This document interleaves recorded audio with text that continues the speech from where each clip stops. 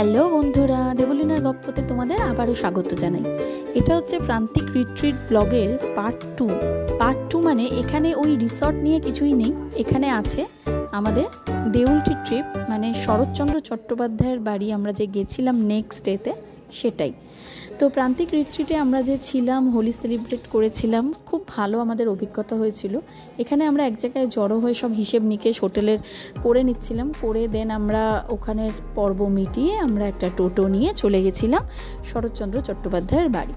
দেউলটি station থেকে খুব একটা বেশি দূরে নয় শরৎচন্দ্র চট্টোপাধ্যায়ের বাড়ি, কিন্তু আমাদের প্রান্তিক রিট্রিট থেকে ওখানে যেতে নিয়েছিল 200 টাকা এক একটা টোটো।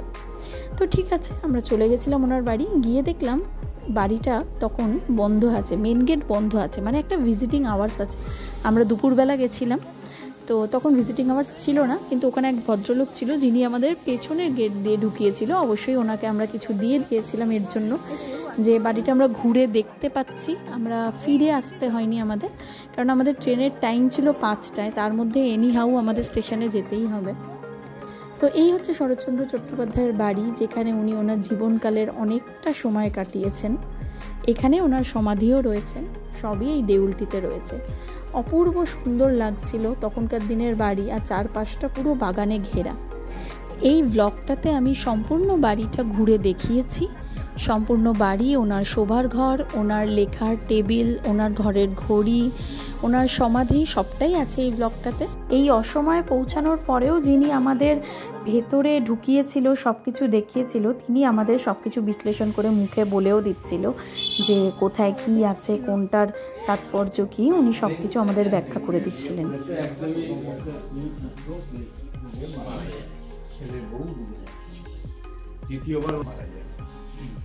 তাহলে ওনার কোনো অ্যাকচুয়ালি ওনার কোনো অডিশন নেই, নিজের ছেলে নেই, মেজো ভাই বিয়ে করেনি, এই ছোট ভাইয়ের ছেলে, তার ছেলে এখন এই বাড়ির মালিক। এগুলো এখন বন্ধ থাকে না, কাজ দিয়ে আগে আমরা তখন একটু আমাদের 7-8 বছর আছে না, 7-8 বছর না, আরো আগে না, কয়েক সব বড় খেলা ছিল না, কিছু বড় খেলা ছিল না, এইগুলো তো আমরা ঘুরেছি। এই ঘড়িটা চলছে কি করে?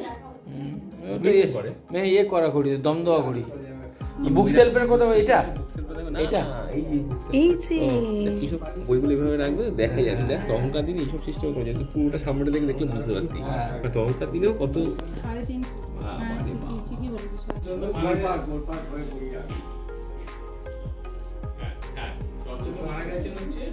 আগের বারে আমরা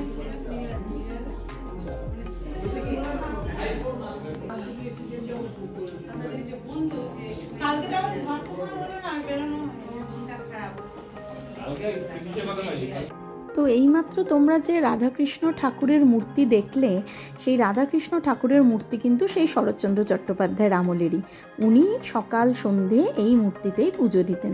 এখন গ্রামের একজন এসে সকাল সন্ধে পুজো দিয়ে যান।